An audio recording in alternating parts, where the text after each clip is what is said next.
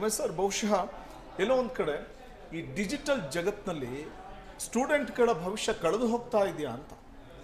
ವಸಂತ್ ಅವರು ಏನಾಗ್ತಾ ಇದೆ, ನಮ್ಮ ದೇಶದಲ್ಲಿರ್ತಕ್ಕಂಥ ಜನಸಂಖ್ಯೆ ಮತ್ತು ಹೊರಗಡೆ ಬರ್ತಾ ಇದ್ದಾರಲ್ಲ, ಇವಾಗಲೇ ಏನು ಮುಗಿಸ್ಕೊಂಡು ನಾವು ಕೆಲಸ ಮಾಡಬೇಕು, ಉದ್ಯೋಗ ಅರಿಸ್ಕೊಂಡು ಬರ್ತಕ್ಕಂಥವ್ರು, ಅವರುಗಳಿಗೆ ಉದ್ಯೋಗಾವಕಾಶಗಳು ಏನು ದೊರಿಬೇಕಾಗಿತ್ತೋ ಅದು ಯಾವುದೋ ಒಂದು ಕಡೆ ಹೋಗ್ತಾ ಇದೆ. ಉದ್ಯೋಗ ಇದ್ದಾವೆ, ಇಲ್ಲ ಅಂತಲ್ಲ, ಬಟ್ ಬೇರೆ ಕಡೆ ಯಾರು ಕಿತ್ಕೋತಾ ಇದ್ದಾರೆ ಅದನ್ನು. ಅದು ಇಂಡಸ್ಟ್ರೀಸ್ಗೆ ಸಂಬಂಧಪಟ್ಟ ಹಾಗೆ ಕಿತ್ಕೊಳ್ತಾ ಇದ್ದಾರೆ. ಯಾಕೆಂದರೆ ಮೊದಲೆಲ್ಲ ಏನಾಗ್ತಾ ಇತ್ತು ಅಂತಂದರೆ ಬಂದರೆ ನೇರಕ್ಕೆ ಉದ್ಯೋಗಗಳು ಸಿಗ್ತಿತ್ತು. ಈಗ ಆಗಲ್ಲ. ಈಗ ಏನಾದರೂ ಒಂದು ಇಂಟೀರಿಯರ್ಸ್ ಮಾಡಿಸ್ಬೇಕು ಅಂದರೆ ಯಾವುದೋ ಒಂದು ಫ್ಯಾಕ್ಟ್ರಿಗೆ ಹೇಳ್ತು ಅಂದರೆ ಅಳತೆ ತೊಗೊಂಡೋಗ್ಬಿಟ್ಟು ನಿಮಗೆ ಒಂದು 4 ಜನ ರೆಡಿ ಮಾಡಿ ಕಂಪ್ಲೀಟ್ ರೆಡಿ ಮಾಡಿ ತಂದು ಫಿಟ್ ಮಾಡಿಬಿಡ್ತಾರೆ.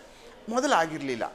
ಮೊದಲು ಟೋಟಲಿ ಬಂದು ಮ್ಯಾನ್ಯುಯಲಿ ಮಾಡ್ತಕ್ಕಂಥ ಹಲವಾರು ಜನಗಳು ಇದರೆಲ್ಲ ತೊಡ್ಕೊಳ್ತಿದ್ರು, ಕೆಲಸ ಮಾಡ್ತಾಯಿದ್ರು.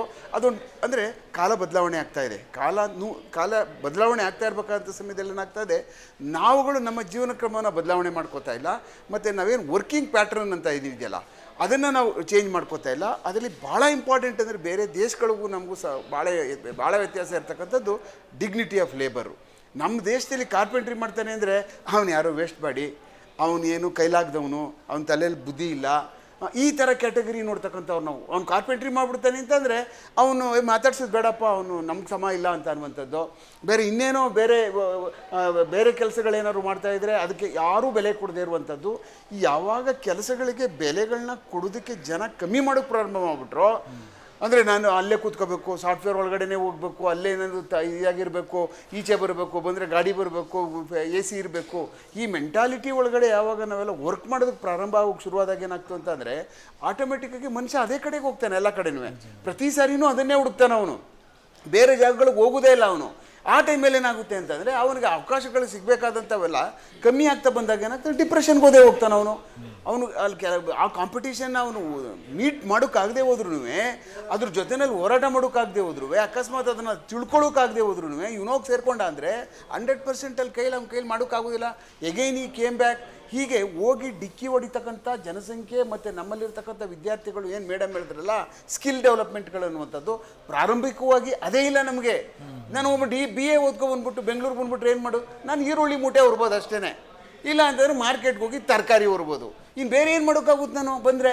ಇಲ್ಲ ಬೇರೆ ಏನಾರು ಓದಬೇಕು. ಅದಕ್ಕೆ ನಾನು BA ಓದ್ಬಿಟ್ಟು ನಾನು ಕೆಲಸ ಕೊಡಿ ಅಂತಂದರೆ ವಾಟ್ ಈಸ್ ದ ಕ್ವಾಲಿಫಿಕೇಷನ್? ನೀನೇನು ಈ ಕಲ್ತ್ಕೊಂಡು ಬಂದಂಗೆ ಇವಾಗ ಅದು ಹೌದಲ್ವಾ? ಎನಿ ಡಿಗ್ರಿ ಇಟ್ ಈಸ್ ಏನು ಜಸ್ಟ್ ಒಂದು ಲ್ಯಾಂಗ್ವೇಜ್ ಮಾತಾಡೋದಕ್ಕೋ, ಒಂದು ಸಾಮಾಜಿಕವಾಗಿ ಒಂದು ಸ್ವಲ್ಪ ತಿಳ್ಕೊಳ್ಳೋದಕ್ಕೋ, ಆಮೇಲೆ ಪ್ರಾರಂಭಿಕವಾಗಿ ಸಮಾಜ ಹೆಂಗಿದೆ ಅಂತ ಅನ್ನೋದು ನೋಡೋದಕ್ಕೋ ಒಂದು ಡಿಗ್ರಿ ಬೇಕು. ಅದು ಬಿಟ್ಟು ಬೇರೆ ಅದೇ ನಾನು ಮಾಡಿಬಿಟ್ಟಿದ್ದೀನಿ ಅದಕ್ಕೋಸ್ಕರ ನನಗೆ ಕೆಲಸ ಬೇಕು ಅಂತ ನಾನೇನಾರು ಕೇಳ್ಕೋಬೋದಾದರೆ ಜೀವನದಲ್ಲಿ ಸಕ್ಸಸ್ಸೇ ಆಗೋಕ್ಕಾಗೋದಿಲ್ಲ, ಸಾಧ್ಯನೇ ಇಲ್ಲ. ಅದಕ್ಕೆ ಉಟ್ಕೊಬಿಟ್ಟಿದ್ದಾರೆ ಓದುವ ಒಂದು ವರ್ಗ. ಅವ್ರು ಪ್ರಾರಂಭಿಕವಾಗಿ ಓದ್ತಾನೆ ಇರ್ತಾರೆ. ಅವ್ರು ಯಾರ ಜೊತೆನೂ ಸೇರಲ್ಲ. ಅವ್ರು ಏನು ಟಾರ್ಗೆಟ್ನ ಫಿಕ್ಸ್ ಮಾಡ್ಕೊಬಿಡ್ತಾರೆ. ಆಮೇಲೆ ಯಾವಾಗ ಚೇಂಜ್ ಮಾಡ್ಕೋಬೇಕು ಅನ್ನೋಂಥ ಕೆಪಾಸಿಟಿನ ಸಣ್ಣದಲ್ಲೇ ಡೆವಲಪ್ ಮಾಡ್ಕೊಬಿಡ್ತಾರೆ. ಮತ್ತು ಶಾಲೆಗಳಲ್ಲಿ ಅವ್ರನ್ನ ಅದೇ ರೀತಿ ತಯಾರು ಮಾಡೋಕ್ಕೆ ಪ್ರಾರಂಭ ಮಾಡ್ತಾವ್ರೆ. ಸ್ಕೂಲ್ಗಳಲ್ಲಿ, ಕಾನ್ವೆಂಟ್ಗಳಲ್ಲಿ, ಎಲ್ಲೆಲ್ಲಿ ಏನೇನು ಪ್ರೈವೇಟ್ ಕಾಲೇಜ್ಗಳಲ್ಲಿ ಮಾಡ್ತಾ ಇದ್ದಾರೆ ಈಗ ಅವ್ನು ಅಲ್ಲಿಂದನೇ ತಯಾರು ಮಾಡ್ತಾವ್ರು. ಅವ್ನಾಗಲೇ LKG, ಅವನು ಇನ್ನು UKG ಪಾಪ ಫಸ್ಟ್ ಸ್ಟ್ಯಾಂಡರ್ಡಲ್ಲಿರಲ್ಲ. ನೀನು ಡಾಕ್ಟ್ರಿಗೆ ಆಗೋಗ್ಬೇಕು ನೀನು, ಅವ್ನ ತಲೆಗೆ ಒಳಗಡೆ ಕೂರಿಸ್ಬಿಡ್ತಾವ್ರು. ತಗೊಂಡೋಗ್ಬಿಟ್ಟು ಅದನ್ನು ಸ್ಟೆಥಾಸ್ಕೋಪ್ನ. ಇನ್ನೆಲ್ಲೋ ಒಂದು ಕಡೆ ಏರೋಪ್ಲೇನ್ ಕೂರಿಸ್ಬಿಡ್ತಾರೆ ಒಳಗಡೆ, ನೀನು ಇಲ್ಲೇ ಹೋಗಿ ಪೈಲಟ್ ಆಗಿ. ಹೀಗೆ ಮಕ್ಕಳುಗಳ ಒಳಗಡೆಗೆ ಅವ್ರಿಗೆ ಏನೇನು ಇಂಟ್ರೆಸ್ಟ್ ಇದೆಯೋ ಅದನ್ನು ಆವಾಗಲೇ ಕಲಿಕಾ ಕ್ರಮದಲ್ಲೇ ನನ್ನ ಲೆಕ್ಕದಲ್ಲಿ ತುಂಬ ಬದಲಾವಣೆ ಮಾಡ್ಕೊಂಡು ಹೋಗ್ಬೇಕಂಥದ್ದಿದೆ.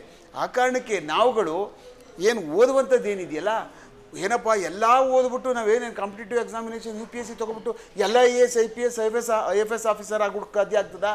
It is highly impossible. But ಕಾಂಪಿಟೇಷನ್ನೇ ಬಿಡಬಾರ್ದಲ್ಲ ಜೀವನದಲ್ಲಿ. ಅದೊಂದು ಅವಕಾಶ ಅನ್ನುವಂಥದ್ದು ವಂಚಿತ ಆಗಬಾರ್ದಲ್ಲ. ನನ್ನ ಕೈಲಾಗಲ್ಲಪ್ಪ, ಯಾರ ಕೈಲೂ ಆಯ್ತದೆ, ನಾನು ಪೆದ್ದ, ನಾನು ಅದು ಅರ್ಥ ಮಾಡಿಕೊಂಡು ಯಾರೋ ಹಂಗೆಲ್ಲ ಇಂಟ್ರ್ಯೂ ಮಾಡ್ತಾರೆ, ಅವ್ರ ಮುಂದೆ ಹೋಗೋಕ್ಕಾಗ್ತದ ಅನ್ನುವಂಥ ಕೀಳರಿಮೆಗಳು ಬಂದ್ಬಿಡ್ತದಲ್ಲ. ಅದೇ ಇದೆಲ್ಲ ಅನ್ಎಂಪ್ಲಾಯ್ಮೆಂಟ್ಗೆ ಕಾರಣ. ಯಾವ ಮನುಷ್ಯನಿಗೆ ಕೀಳರಿಮೆ ಪ್ರಾರಂಭಿಕವಾಗಿ ಪ್ರಾರಂಭ ಆಗ್ತದೋ ಅವ್ನಿಗೆ ಆಗಲೇ ಸುತ್ತ ಏನು ಜೇನು ಕಟ್ಕೊಬಿಡ್ತದೆ ಪೂರ್ತಿ. ಅವನಿಗೆ ಏನೋ ಆಚೆನೇ ಕಾಣಿಸಲ್ಲ. ಬೆಳಿಗ್ಗೆ ಎಲ್ಲಾದರೂ ಒಂದು ಸ್ವಲ್ಪ ಊಟ ಸಿಕ್ತೋ ಏನೋ ಒಂದು ಮಾಡ್ಬೋಣಪ್ಪ, ಬದುಕಬೇಕಲ್ಲ ಅಂತೇಳಿ ಇನ್ನೇನು ವಿಧಿನೇ ಇಲ್ಲ. ಕೊನೆಗೆ ಅಂತ ತಾಳಪ್ಪ ಒಂದು ಮೋಟರ್ ಸೈಕಲ್ ಏನೋ ಸಾಲ ಮಾಡಿ ಜೊಮೆಟೋಗೆ ಹೋಗ್ಬಿಡೋಣ ಅಂತ. ಬದುಕಬೇಕಲ್ಲ, ಹೊಟ್ಟೆ ತುಂಬಬೇಕಲ್ಲ. ಆ ಕಾರಣಕ್ಕೆ ಏನಾಗ್ತಾ ಇದೆ, ನಮ್ಮಲ್ಲಿ ವಿದ್ಯಾವಂತರ ಸಂಖ್ಯೆಗೆ ಕೊರತೆ ಇಲ್ಲ, ವಿದ್ಯೆ ಓದೋದಕ್ಕೆ ಕೊರತೆ ಏನಿಲ್ಲ.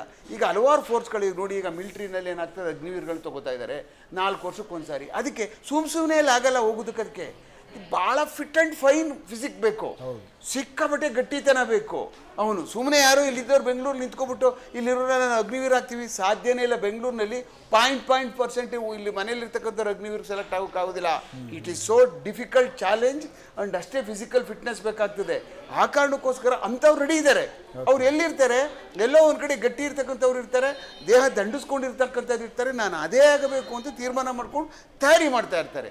ಯಾವುದೇ ಕೆಲಸಕ್ಕೆ ತಯಾರಿ ಇಲ್ಲ ಅಂದರೆ, ಯಾವುದೇ ಕೆಲಸಕ್ಕೆ ಸಂಪೂರ್ಣವಾದಂಥ ಪ್ರಿಪ್ರೇಷನ್ ಇಲ್ಲ ಅಂದರೆ, ನಾನು ಏನು ಮಾಡಬೇಕು ಅಂತ ನನ್ನ ತಲೆ ಮುಂದೆ ಬರಲಿಲ್ಲ ಅಂದರೆ ಯಾವತ್ತೂ ಸಕ್ಸಸ್ ಆಗೋಕ್ಕೆ ಸಾಧ್ಯ ಆಗಲ್ಲ. ಓಕೆ, ಮಾತಾಡ್ತಾ ಹೋಗೋಣ. ನಮ್ಮ ಜೊತೆ ಝೂಮ್ ಲೈವ್ ಮೂಲಕ ಸಂಗೀತಾ ಹೊಳ್ಳ ಮಾಡೆಲ್ ಹಾಗೆಯೇ ಖ್ಯಾತ ಮನಃಶಾಸ್ತ್ರಜ್ಞರಾದಂಥ ಡಾಕ್ಟರ್ ಪದ್ಮಾಕ್ಷಿ ಅವರು ಕೂಡ ಜಾಯ್ನ್ ಆಗ್ತಾ ಇದ್ದಾರೆ. ಇಬ್ಬರಿಗೂ ನಮಸ್ಕಾರ, ಚರ್ಚೆಗೆ ಸ್ವಾಗತ.